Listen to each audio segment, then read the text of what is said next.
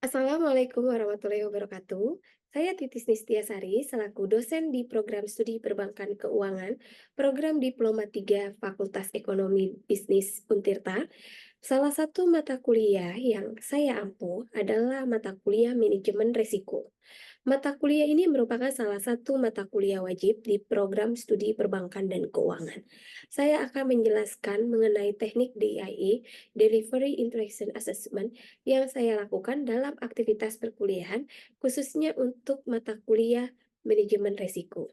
Selain itu, dalam kesempatan ini saya akan menjabarkan tentang deskripsi mata kuliah, capaian pembelajaran, dan metode perkuliahan yang dilakukan serta asesmen untuk mata kuliah ini tentunya sudah sesuai dengan RPS. DIA, Delivery Interaction Assessment, dalam penyampaian materi perkuliahan dilakukan secara sinkronus atau langsung dengan mengacu pada topik perkuliahan dan RPS. Materi yang disampaikan menggunakan referensi-referensi yang relevan dan kekinian. Antara lain, ada 3 buku yang saya pergunakan untuk mata kuliah manajemen risiko. Pada saat penyampaian materi, juga disertai dengan case study, sehingga mahasiswa tidak hanya menyimak teori yang disampaikan, akan tetapi mereka juga bisa memahami materi beserta contoh kasus yang ada.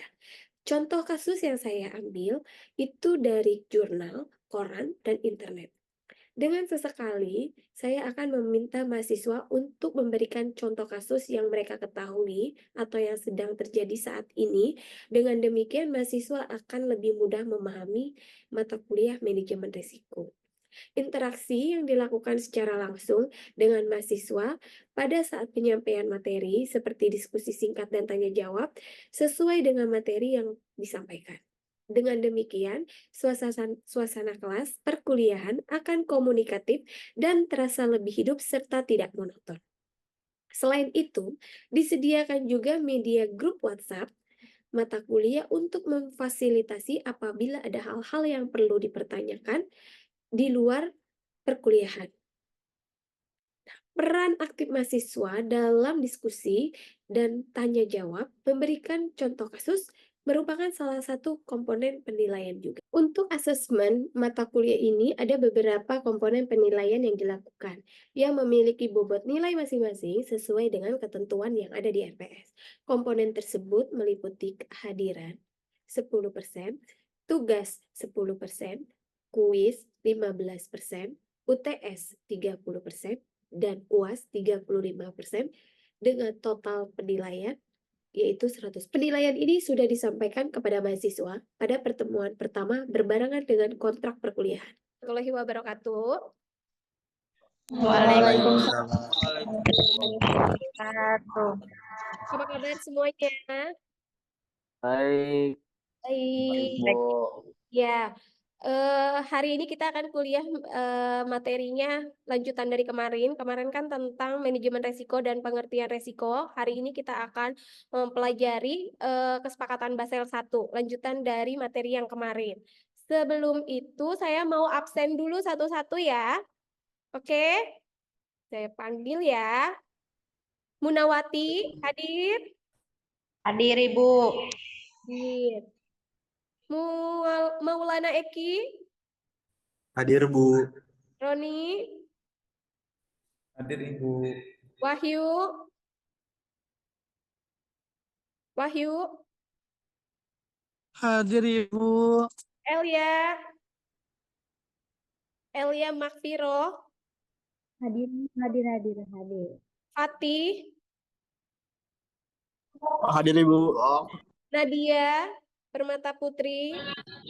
Hadir Ibu. Muhammad Aldo? Hadir Bu. Amelia? Hadir, Bu. Rita? Rita Alfianti? Hadir Ibu. Hadir. Kia? Rizkiatun? Kia masuk nggak ya? Hadir Bu. Oke. Andini?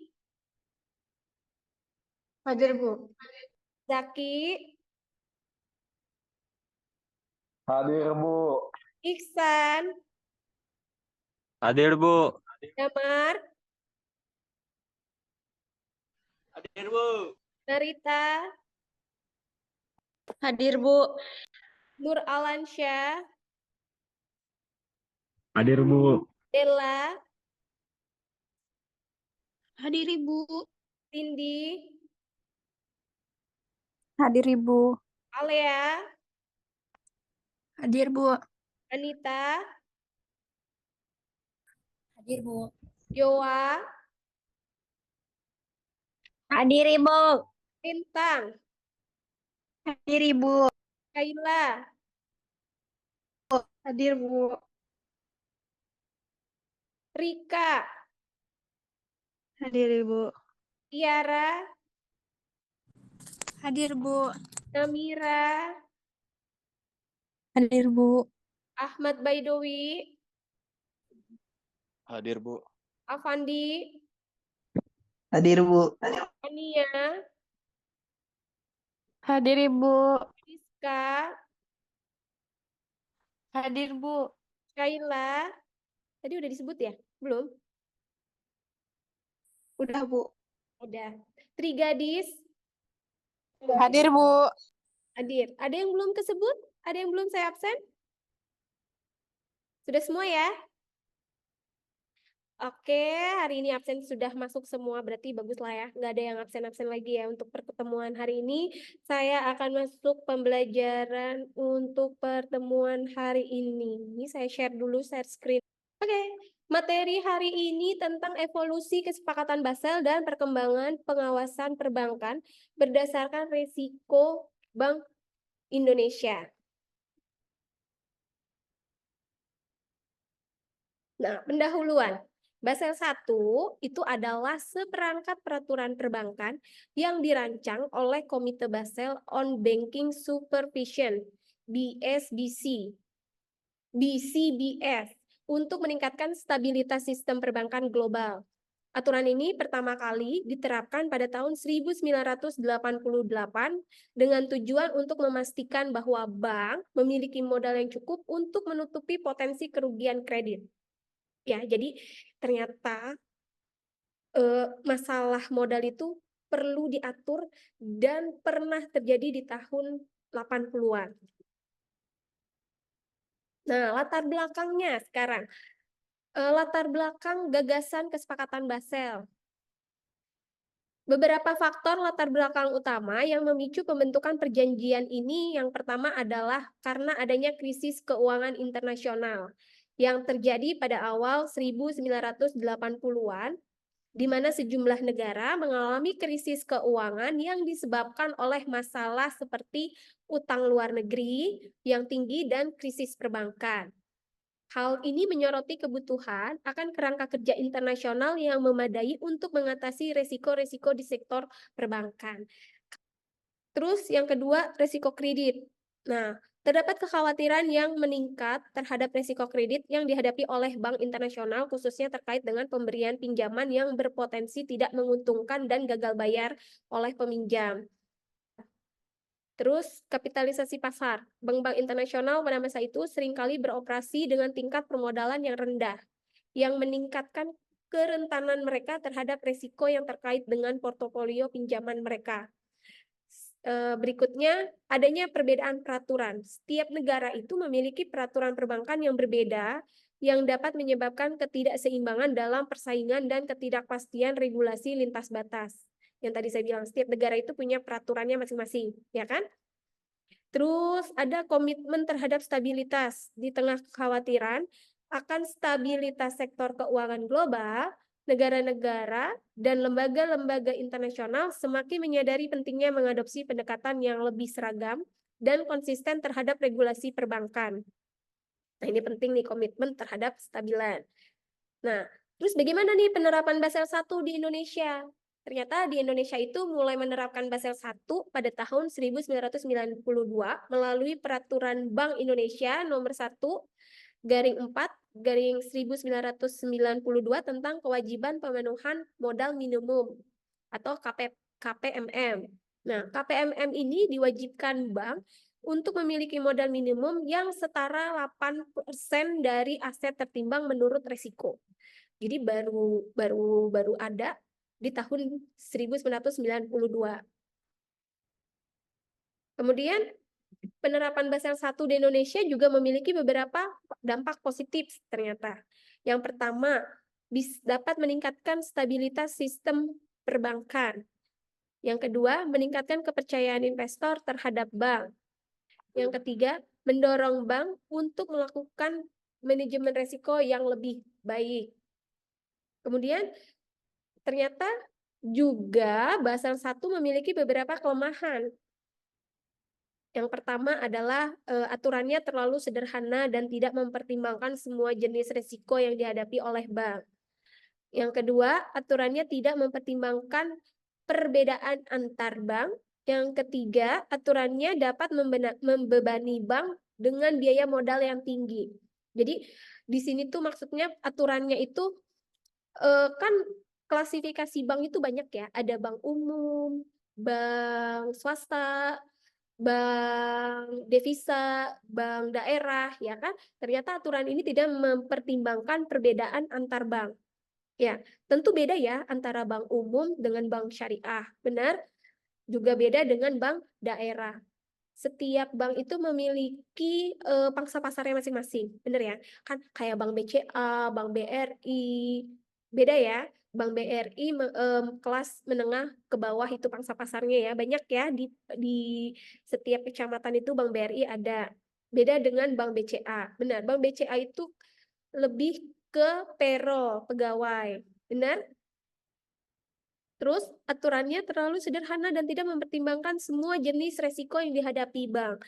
Ya, karena resikonya dia hanya sebatas resiko kredit.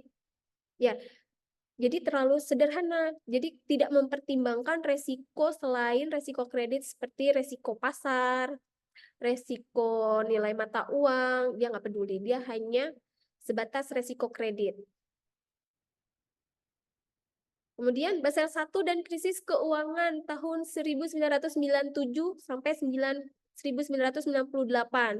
Krisis keuangan yang terjadi pada tahun ini melanda di Asia Tenggara, termasuk Indonesia, menunjukkan bahwa Basel I tidak cukup untuk mencegah krisis perbankan. Salah satu kelemahannya adalah aturannya tidak mempertimbangkan risiko kredit yang terkait dengan pinjaman valuta asing.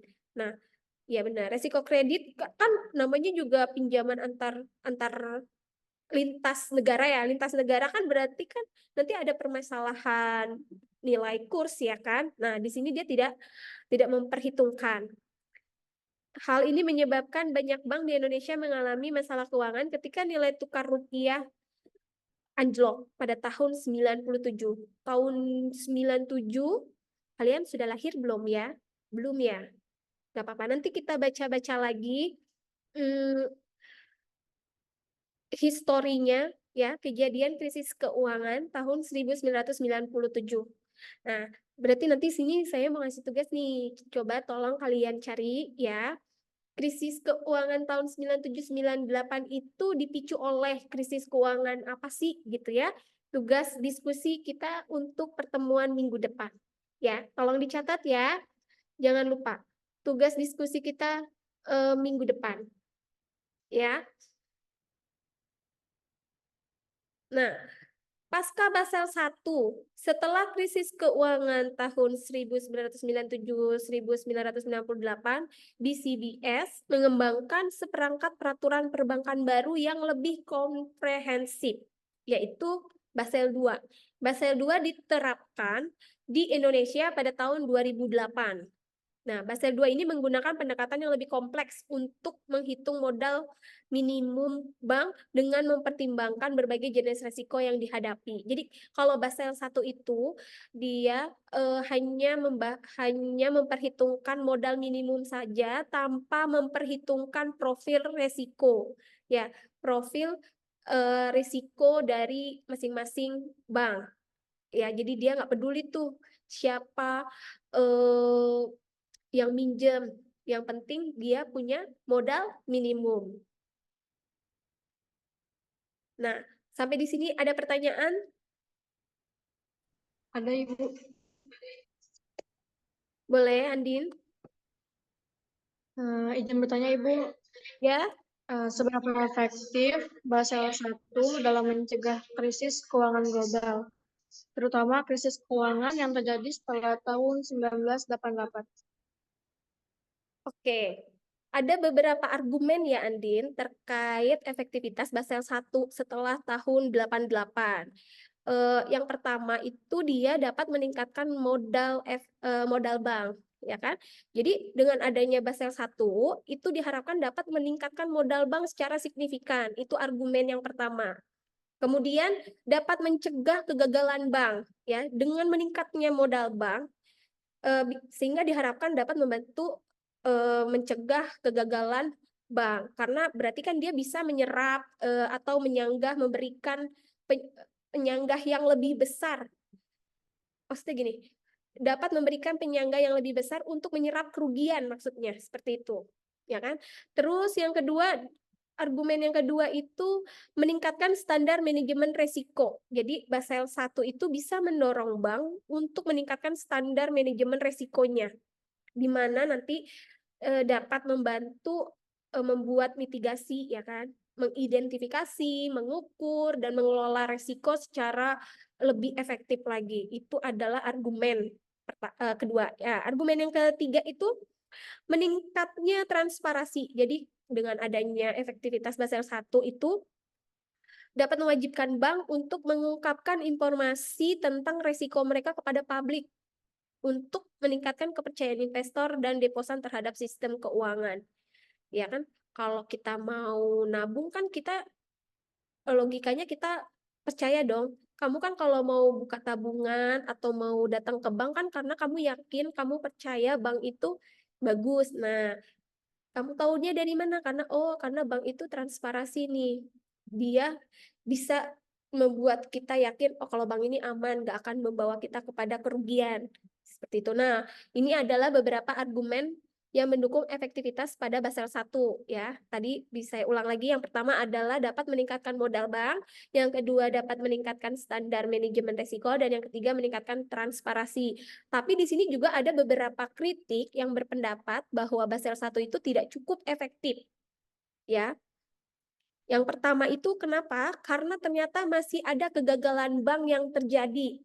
Meskipun Basel I itu sudah meningkatkan modal bank. Jadi masih ada beberapa bank yang gagal dalam implementasinya. Kemudian yang kedua, pendapat yang kedua, kurang fokus pada resiko pasar. Nah, Basel I ini fokusnya pada resiko kredit dan kurang memperhatikan resiko pasar yang terjadi, salah satunya seperti krisis keuangan yang tadi sebagai contoh. Ya, dia hanya membahas resiko kredit, masalah gagal bayar aja. Kan gagal bayar itu kan sebenarnya banyak faktor, dari resiko pasar, ya kan, resiko nilai kurs dan resiko lain-lainnya. Terus yang pendapat yang ketiga adalah karena adanya kompleksitas dan prosedural. Basel I dianggap terlalu kompleks dan prosedural yang membebani bank dengan biaya kepatuhan yang tinggi. Gitu. Ya, jadi saya ulangi nih, ternyata efektivitas Basel I itu ada dua argumen, ya, argumen yang mendukung dan argumen yang tidak. Setelah krisis yang 1988 ya, ternyata dia belum ada yang efektif, ada yang menganggap itu adalah sangat efektif dan tidak efektif ya. Ini harus diingat ya, nanti akan saya masukkan ke pertanyaan di UAS ya. Ingat ya, yang besok UAS nanti ini akan saya notes ya untuk kalian ya. Akan saya jadikan pertanyaan UAS. Ada lagi yang mau bertanya? Sudah cukup, Andin? Cukup, Ibu. Terima kasih. Ada lagi yang mau bertanya? Saya Ibu. Dia Munawati. Munawati mau bertanya apa? Kalau implementasinya Basel I di Indonesia itu ada peraturannya nggak, Bu? Oke, implementasi Basel I di Indonesia, apakah ada peraturannya? Sebenarnya tidak ada undang-undang tunggal yang secara khusus memberlakukan Basel I di Indonesia, tapi regulasi OJK secara efektif sudah menerapkan prinsip-prinsip Basel I ke dalam kerangka kerja di regulasi perbankan Indonesia. Kamu bisa lihat di Peraturan Bank Indonesia nomor 13/3 PBI 2011 tentang penetapan status dan tindak lanjut pengawasan bank, ya. Kemudian juga ada Peraturan OJK nomor 15 PJOK 03 2018 tentang penilaian kesehatan bank. Jadi nanti kalau kamu mau tahu lebih jelasnya, tolong undang-undang yang tadi saya sebutkan, Peraturan Bank Indonesia dan OJK-nya dibuka ya. Kamu baca-baca, kamu pelajari. Nanti kalau ada pertanyaan lagi, boleh ditanyakan di pertemuan berikutnya. Pertemuan berikutnya kita akan bahas Basel 2 ya, lanjutan dari Basel 1. Ada lagi yang mau ditanyakan? Sudah cukup? Paham? Tugasnya jangan lupa ya. Sudah cukup? Cukup, Ibu. Oke. Tugasnya jangan lupa adalah mencari kasus ya yang terjadi, kasus krisis keuangan yang terjadi pada saat tahun 1997 sampai 1998 ya. Kalian kan belum lahir, tapi nggak apa-apa. Kita kan namanya juga ilmu ya. Dicari tahu kasusnya sih tentang apa sih? Kok tahun 9798 itu gempar ya? Kalau kamu ingat-ingat tuh dulu sampai menurunkan presiden, bener ya? Presiden Soeharto kan turun di tahun itu ya, 98 ya. Tragedi besar-besaran Trisakti 12 Mei tahun 98. Nah, coba kamu cari tahu, oh pemicunya apa sih gitu. Kok sampai nilai mata uang Indonesia ikut-ikutan dari yang tadinya 2000-an menjadi berapa dulu? 17.000 ya, 16.000 apa 17.000 gitu. Ya, coba kamu cari tahu infonya. Oke? Terus yang perlu diingat tadi ya, Basel 1 hanya membahas tentang standar minimum permodalan tanpa memikirkan profil risiko ya. Hanya resiko kredit. Jadi kalau dia nggak bisa bayar utang, ya udah gitu ya. Dia nggak tahu nih penyebabnya nih nggak bisa bayar utangnya itu kenapa. Dia nggak mikirin adanya resiko pasar, resiko nilai mata uang, dan lain-lainnya dia nggak mikirin gitu ya. Ternyata permodalan aja tidak cukup, makanya butuh kesepakatan lanjutan yaitu Basel 2. Nanti ada Basel 3 dan Basel 4 untuk pertemuan berikutnya. Ada lagi yang mau ditanyakan? Kalau tidak ada, terima kasih semuanya. Kok nggak pada on cam sih? Foto dulu yuk, foto. Foto nih. Saya foto ya. Senyum ya. Mana? On cam. On cam ya. 1, 2, 3. Lagi ya. 1, 2, 3. Oke, terima kasih semuanya. Sampai ketemu minggu depan. Assalamualaikum warahmatullahi wabarakatuh. Waalaikumsalam Waalaikumsalam warahmatullahi warahmatullahi wabarakatuh. wabarakatuh.